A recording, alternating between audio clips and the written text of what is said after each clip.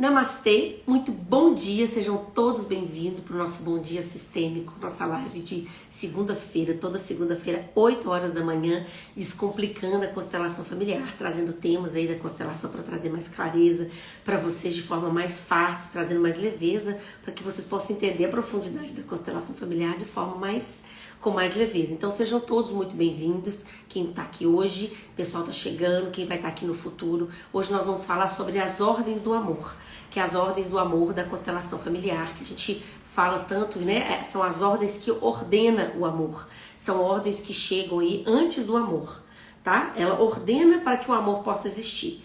Muito bacana esse tema, fiquem aqui comigo, mandem para as pessoas aqui, ó, vamos compartilhar, vamos chamar o pessoal, mandar os aviãozinhos para as pessoas participarem. O assunto hoje vai ser bem rico, trazendo bastante clareza para vocês.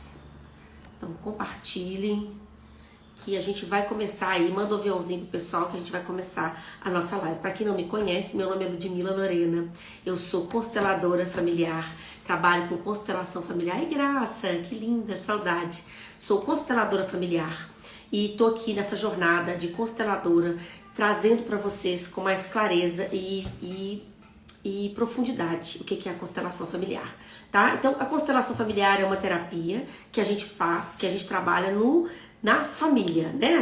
O olhar dela é para toda a nossa família, é um olhar sistêmico que a gente tem para o todo. Então hoje eu vou falar um assunto, tem as lives anteriores para quem quer saber mais, mas hoje eu vou falar sobre as ordens do amor. As ordens do amor, elas são chamadas de ordens do amor, né, por Bert Hellinger, que eu já falei dele aqui também, que é o criador da constelação familiar. E as ordens do amor, elas são ordens que precedem o amor, elas vêm antes do amor, tá? Elas ordenam o amor, para que o amor possa existir. Por isso que muitas vezes as pessoas às vezes se amam e não ficam juntos. Muitas vezes elas gostam de um trabalho, elas gostam de algo muito que elas fazem na vida, mas não é possível as coisas continuarem porque as coisas precisam ser ordenadas. E da onde que vem essas ordens do amor? As ordens do amor, o Bert Hellinger, ele começou a perceber que a noção que as pessoas têm de consciência leve e pesada, a gente acha que quando a gente está de consciência leve, a gente está certo. E quando a gente está de consciência pesada, é que as coisas estão erradas. Mas as coisas não são bem assim. E aí ele começou a perceber por que as pessoas, numa guerra, matam outras pessoas e ficam de consciência leve. Por que às vezes quando a gente vai casar e a gente volta para casa dos nossos, sai da casa dos nossos pais, a gente fica super com a consciência pesada de sair da casa dos nossos pais para começar uma vida nova? Por que quando a gente está muito feliz, ganha dinheiro, né, a gente prospera bastante, a gente fica, e os nossos familiares não, a gente fica de consciência pesada e não fica feliz? Então, tudo isso, a partir desse olhar, que ele começou a pensar, por que as pessoas priorizam mais a moral do que as pessoas? Então, esse lugar onde vem essa ideia de consciência leve e pesada. As pessoas querem ficar de consciência leve para quê? Para pertencer aos grupos. Então, existem dinâmicas inconscientes e ocultas dentro dos sistemas familiares que as pessoas, essas dinâmicas inconscientes, elas regem pelas essas 3 ordens do amor, que a gente chama de ordens do amor. Mas, na verdade, essas ordens do amor, elas nada mais são do que leis naturais. Não foi Bert que criou essas leis, ele percebeu essas leis. Então, a primeira delas é o pertencimento. Então, o que é o pertencimento? O pertencimento, ele é estabelecido pelo vínculo, tá? Então, esse vínculo aqui desse pertencimento não é estabelecido por amor, é estabelecido pelo vínculo. E qual que é essa lei? Essa lei é todos quem pertence, pertence, quem não pertence, não pertence. E ponto. Ponto, porque as pessoas gostam de colocar algo depois disso. Ah, mas e se? Ah, mas e se? Então, a gente pode pertencer a um sistema por vínculo, por sanguíneo, né, por sangue, pelos nossos ancestrais, e por destinos, que eu vou explicar aqui pra vocês. Mas primeiro eu vou explicar o pertencimento. Da onde que vem essa lei do pertencimento? Então, cabelo aqui. Da onde que vem esse pertencimento? Esse pertencimento, ele vem da ideia de que nós, como seres vivos, nós, como os humanos, nós só conseguimos sobreviver e chegar até onde a gente chegou na civilização porque a gente sempre esteve em grupo, em bando. Então, a gente já tem uma consciência coletiva que quem não pertencesse àquele grupo e tivesse algum conflito ali na pré-história e tivesse que sair do bando, ele morreria. Então, a gente só conseguiu sobreviver porque a gente está em grupo. Então, a gente tem esse inconsciente também muito forte, que é muito importante que a gente pertença a esses grupos. E trazendo esse pertencimento para o nosso sistema familiar, o nosso sistema familiar, ele é como a natureza, ele precisa ser coeso e estar em total harmonia. Então, vou até trazer minha mesinha aqui para mostrar para vocês, ele tem que estar em total harmonia. Se existe uma falta dentro desse sistema familiar, existe um desequilíbrio. E se existir um desequilíbrio, vai ter que existir uma compensação. E aonde que estão esses desequilíbrios e essas faltas? Esses desequilíbrios e essas faltas dentro do nosso sistema familiar, tá quando a gente julga, critica ou tem dó. Então, quando a gente julga, critica e tem dó, a gente exclui, a gente está excluindo. Então, quando a gente tem ponto de vista, destinos que não são assimilados, que não são aceitos, lutos que não são processados dentro dos sistemas, isso tudo é excluído dentro do seu sistema familiar, gera um desequilíbrio muito grande dentro do seu sistema. E isso que é excluído aqui no seu sistema familiar, vamos supor que aqui está todo o seu sistema familiar, trazendo aqui para vocês entenderem. Então, se alguma coisa, um destino, ou algo que aconteceu, ou alguém da família que cometeu algo que não podia, ou um aborto que ninguém falou, ou uma criança que morreu prematuramente, algo assim. O que acontece aqui? Quando alguma coisa aqui, nesse sistema, não é digerida, aqui, ó, pra vocês verem com clareza, nesse sistema aqui não é digerida, então isso fica excluído. Então essa pessoa, por exemplo, aquele pai que foi embora, que abandonou a família, ninguém mais fala dele porque ele foi embora. Então ele fica excluído do sistema, então o lugar dele fica vazio. Como isso vai gerar um desequilíbrio no sistema? E o sistema precisa ficar equilibrado. Então o que vai acontecer? Um descendente vai ocupar o lugar dele, desse excluído, para que esse sistema volte a ter um equilíbrio. Isso, então, o pertencimento é totalmente no vínculo, tá? E aí eu vou contar pra vocês quem pertence e quem não pertence. Mas calma aí que eu vou trazendo pra vocês também clarezas de como a gente entende. Então, o pertencimento, ele é a raiz da nossa árvore, tá? Então, todos pertencem. Quem pertence, pertence. Quem não pertence, não pertence. Então, quem pertence? Pertence de vínculos sanguíneo, o pai, a mãe, os irmãos, os tios, os avós, os bisavós, os irmãos, os nascidos, os natimortos, os abortos, os filhos do seu sistema que foi doado para outro sistema, todas essas pessoas pertencem, fazem parte do seu sistema. E quem pertence que não por destino? Todas as pessoas que mudaram a história do destino dessa família. Quem são essas pessoas? Os parceiros dos nossos pais, os nossos ex-parceiros, dos nossos avós, dos nossos bisavós, eles pertencem por quê? Porque quem são esses que pertencem? Então, todas as pessoas que a gente tem vínculo sexual pertencem? Não. Os que pertencem são as pessoas que a gente tem, os ex-parceiros que geram filhos, que é feito sexo com amor, e que separam, que soltam e deixam para abrir espaço para outro. Então, por exemplo, se eu tinha um relacionamento, né, eu tinha um relacionamento muito profundo, fui casada com uma pessoa, e aí eu separo dela, caso com outra pessoa para começar um outro sistema, tenho meus filhos e tal. Esse marido, ele pertence, ele faz parte desse sistema, porque ele abriu espaço para que outra pessoa chegasse e esse sistema passasse para frente. Deixa eu ver se tem mais aqui. Parceiros anteriores, promessas de casamento e estupro também pertence. Bom dia, Val. Então, todos esses pessoas também que geram danos existenciais. Isso é forte, tá, gente? Assassinos que prejudicam o sistema. Pessoas que ajudaram também a família, por exemplo, uma pessoa que deu uma herança, que mudou a família toda, que não era uma herança que não era da família. Às vezes um avô trabalhou numa fazenda e quando aquela pessoa morreu, deu uma parcela da herança pro avô, e isso mudou toda a história do sistema. Então essa pessoa que doou a herança, ela pertence.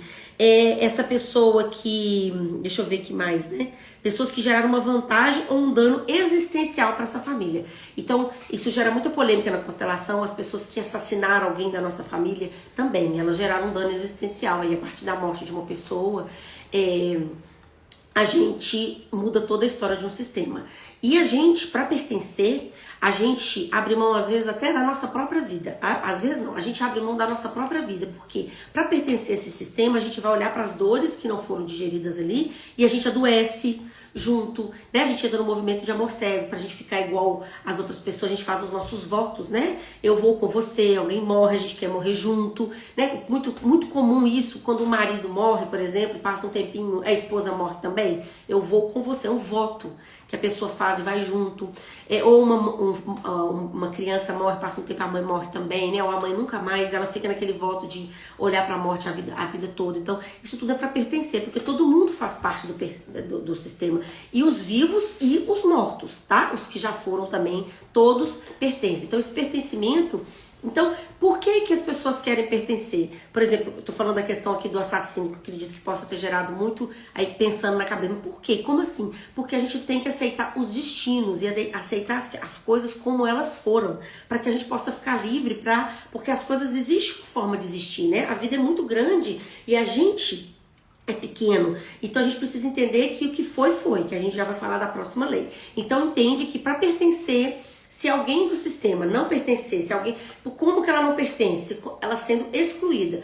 Um destino que não foi digerido, uma situação que a gente julga, que a gente acha que não deve ser, que não era daquele jeito, que a gente tem dó, que acha que não devia ter sido desse jeito, a gente está excluindo. E a gente está excluindo também quando alguém morreu, meu avô traiu minha avó, está excluindo, porque isso é um problema dos dois e a gente está querendo pôr ponto de vista.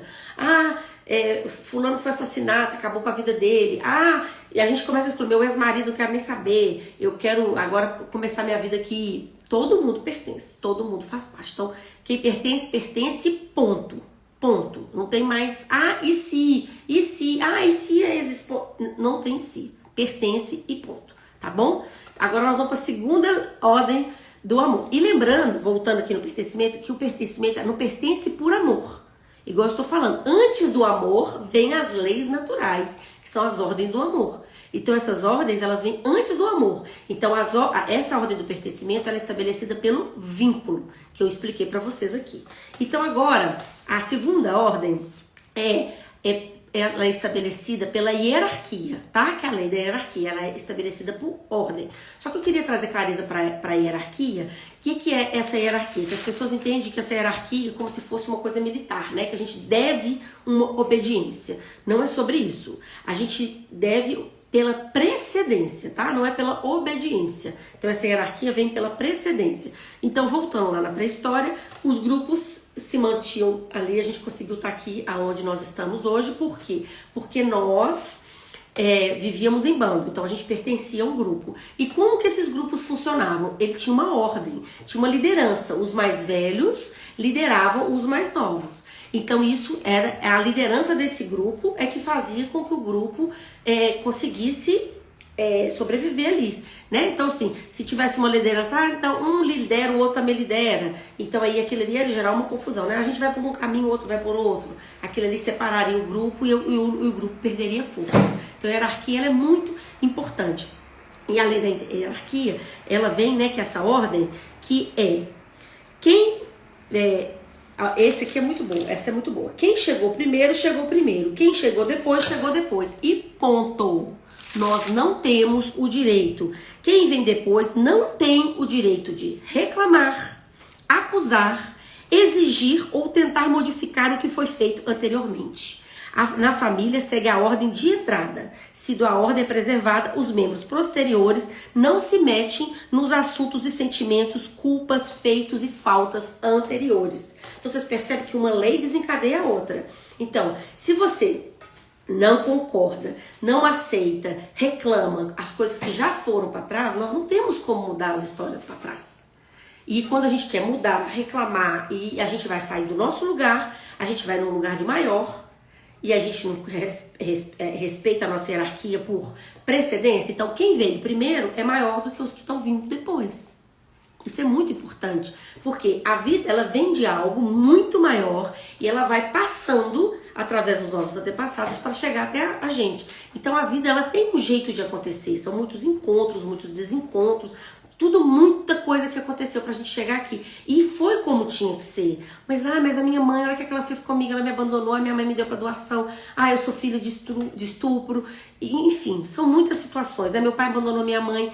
Gente, a vida foi preservada. Aqui a gente olha pra vida, a gente olha mais profundamente. A gente não olha o que seu pai e sua mãe não fez. O seu pai e sua mãe te deram o que você tem de mais valioso, que é a vida. Se você perder tudo hoje, perder tudo que você tem, mas você ainda tá vivo. Então o que você tem de mais valioso é a vida. Se você fizer uma lista de tudo que seus pais fizeram com você, tudo de ruim, e na outra coluna a gente colocar a vida, o que é mais importante? Tudo que seu pai fez e sua mãe fez contra você, que a gente acha que é, né, contra a gente, ou a vida? A vida. Então nós estamos olhando para quê? Para a vida, nós estamos olhando para o mais. Nós não estamos olhando para a falta. Por quê? Porque quando a gente olha para a falta, a gente vai ter que compensar essas faltas. Quando a gente está olhando para a falta e a gente não aceita as coisas como foram, a gente quer ser maior, a gente quer lutar contra a vida. A gente quer ficar num lugar de grande. E muitas vezes a gente chega no sistema, não concorda com nada do jeito que minha mãe rouba, meu pai é isso, minha avó é aquilo, e eu não sei. É como se você chegasse grande, bonito e falasse assim: pessoal, tudo que vocês fizeram até agora não está mais funcionando. Tudo que vocês fizeram aqui tá tudo errado. Eu vou fazer melhor do que vocês. Aí você vai fazer melhor do que eles. E aí o que vai acontecer com a sua vida? Você vai começar a compensar histórias de trás, vai ficar ocupando lugares que não são seu, compensando por quê? Porque você está vibrando totalmente na falta, e além de você ter que viver a sua vida, você vai ter que viver as questões dos seus antepassados, porque você vai compensar. Então as pessoas que estão sobrecarregadas aí, é uma dica, tá fora do lugar, tá? E é um movimento muito profundo a gente voltar para o nosso lugar, porque a gente não reclamar, não pôr ponto de vista, não acusar, não exigir, não tentar mudar o que foi feito anteriormente, é um movimento de uma humildade muito profunda que nós precisamos fazer. E é um movimento mesmo de humildar para a gente entrar nessa hierarquia. Então, voltando, a hierarquia não é por obediência, ela é por precedência. Porque às vezes, desobedecer é um movimento que vai fazer o sistema ir para mais para frente. Mas é como a gente vai desobedecer. Eu quero desobedecer para ser melhor? Então isso não vai funcionar. Se eu quero desobedecer para ser melhor, eu tô maior, então isso não vai funcionar. Mas se eu quiser desobedecer ali para poder fazer um pouquinho diferente e avançar um pouquinho o meu sistema, o seu sistema vai avançar. Por quê? Se todo mundo ficasse do mesmo jeito, por exemplo, vou dar um exemplo. Por exemplo, o filho quer casar. Né? Ele quer sair de casa, quer casar, mas a mãe não quer que ele case, quer que ele fique lá com ela. Se todos os filhos que a mãe não quisesse que ele casasse, quisesse que ele ficasse lá com ela, como que o sistema ia pra frente? Como que as pessoas iriam casar e ter seus filhos? Então ele vai ter que desobedecer a mãe dele e assumir a responsabilidade da vida dele. Então desobedecer faz parte da vida adulta. Faz parte de ser adulto pra gente poder ir pra frente. Mas desobedecer não porque a gente é melhor do que os nossos pais, dos que vieram antes. Desobedecer porque a gente precisa abrir novos caminhos. A gente precisa sair dessa cerca do sistema pra gente poder expandir um pouco mais. Então esse lugar que é a hierarquia. Então a gente só consegue ser livre quando a gente entende que a gente não vai mudar as histórias de trás, como elas já foram. A gente não escreve o nosso nome pra trás. A gente escreve o nosso nome pra frente. As coisas foram como tinha que ser, mesmo com muita dificuldade, mas nós estamos aqui. E quando a gente chega aqui, nós estamos aqui, a gente pode fazer, o que a gente vai fazer com essa vida? E aí a gente está no nosso lugar. Então quando a gente está no nosso lugar, a vida vai fluir com mais leveza. E a hierarquia é uma lei muito séria, porque as pessoas, então, então assim, quando a gente percebe que a gente está fora do lugar, então eu vou dar algumas dicas para vocês. Por exemplo, quem acha que é melhor que todo mundo, quem não aceita a opinião de outras pessoas, acha que só ela que sabe, assim, tem o chefe, não obedece a mãe, intromete no relacionamento dos pais. Por exemplo, quem intromete nos relacionamentos dos pais, acha que é maior do que os pais. Antes de você nascer, seus pais já tinham um relacionamento. Ou tiveram um pouquinho antes, né? Ou se encontraram ali pra ter você. E eles são grandes, a vida vem deles. Aí você vai lá e põe um ponto de vista no relacionamento dos seus pais. Você quer ser maior do que os seus pais. Isso vai atrapalhar a sua vida total, porque além de você ter que carregar as suas questões, você vai carregar as questões dos seus pais, e aí muito provavelmente você vai ter muita dificuldade com o relacionamento, porque você está pondo um ponto de vista no relacionamento dos seus pais, e você quer ficar maior do que os seus pais. E quando você vai para os seus relacionamentos de troca, você fica totalmente desequilibrado, que aí é a terceira lei, que é onde a gente vai agora, que é a lei do equilíbrio. Então, o equilíbrio, primeiro, a gente tem um equilíbrio vertical. Então, até aqui tá tudo bem, gente? Eu vou falando, né? Porque eu gosto muito desse assunto. Então, até aqui tá tudo bem pra vocês? Aqui a Cláudia falou, hoje eu entendo isso por sua causa. Que linda, né? A Cláudia me acompanha aí nesse processo. Então, a gente falou do pertencimento, que é essa lei natural de pertencer ao grupo. Falamos da hierarquia, da ordem, né? De tudo funcionar dentro de uma ordem. E agora a gente vai pro equilíbrio. Para a terceira ordem do amor, que é essa terceira lei natural. Quando o equilíbrio, primeiro sobre o equilíbrio, é o seguinte, é o equilíbrio vertical, que é o equilíbrio com os nossos pais. Então, com os nossos pais, com os que vieram antes, a gente, né, é essa lei da hierarquia, por precedência. Quem vem antes é maior do que os que vêm depois. E isso vai também para as nossas trocas, os nossos chefes, para os lugares onde a gente chega depois, né? Quem chega primeiro, chega primeiro. Quem chegou depois, chegou depois. E segue essa hierarquia dos pais. Então, qual que é a forma que você equilibra o seu relacionamento com o seu pai? A gente nunca vai equilibrar, porque eles deram pra gente o que a gente tem de mais sagrado na vida, a vida. Mas como que a gente traz honra e gratidão para isso? Passando a vida pra frente. Então, não é olhando para os pais e envolvido nos problemas dos pais, querendo resolver os problemas dos pais, vendo os pais como pequeno, com julgamento, com crítica, com dó, que a gente vai entrar em equilíbrio. Aí a gente está em total desequilíbrio. A gente vai estar em equilíbrio quando a gente receber, ok, chegou, né? Chegou do jeito que chegou, a vida tá aqui, agora eu recebo ela do jeito que ela chegou e agora eu posso ir pra vida, eu vou pra frente. E aí a gente vai construir a nossa vida com os nossos projetos, com os nossos filhos, os nossos projetos, o nosso trabalho, os nossos relacionamentos, com o que a gente tem, a gente vai passar a vida adiante. Então esse é o equilíbrio aí vertical que vem, né? A gente recebe a vida e transborda ela pro mundo. Muitas pessoas não recebem a vida na sua totalidade, porque também se elas receberem a vida em totalidade, elas vão ter que ser potência máxima no mundo, né? E aí as pessoas ficam aí não querendo assumir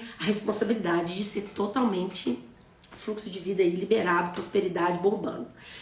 Então, e o equilíbrio horizontal é o equilíbrio que a gente tem as nossas trocas com as pessoas, tá? Então são as pessoas, quem são essas pessoas? São os nossos amigos, são os nossos relacionamentos, são relacionamentos entre iguais, entre trabalho, entre irmãos. Os irmãos, eles têm uma ordem de precedência de chegada, mas as nossas trocas com eles também são entre iguais, entre os nossos amigos. Então, essa relação de equilíbrio. Então, a lei do equilíbrio é, se alguém me dá algo ou me faz algo que soma ou que me fere, eu preciso retribuir um pouquinho mais naquilo que soma e um pouquinho menos naquilo que fere.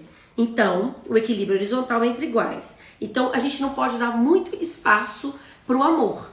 E aí entra essa questão da inocência e da culpa. O que acontece nos relacionamentos, né? As pessoas, elas entram num relacionamento de parentificação. Por exemplo, a gente quer, quando a gente está na hierarquia fora do nosso lugar, a gente sempre fica maior nos nossos relacionamentos. A gente quer mandar em todo mundo, a gente age como se a gente fosse mãe de todo mundo, a gente quer salvar todo mundo, e a gente quer ser o salvador de todo mundo, e quer ficar aqui grande, e os relacionamentos, isso desequilibra muito os relacionamentos, né? Então fica um aqui, outro aqui. Por quê? Porque aqui eu sou muito bom e aqui você é muito ruim. Então aqui eu sou inocente, aqui você é culpado.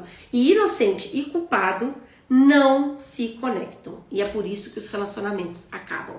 Vocês estão vendo que essas ordens naturais e essa ordem natural, quando ela chega, né, vou voltar da pré-história, como que faz? A nossa sociedade, né, o coletivo, esse grupo, ele só avançava por causa do equilíbrio. Aquele que caçava, que conseguia pegar a caça, ele tinha o maior pedaço. Então todo mundo se esforçava para fazer as coisas dentro desse grupo, para poder ter as coisas, né, para conseguir conquistar as coisas. Então isso fazia com que o grupo avançasse.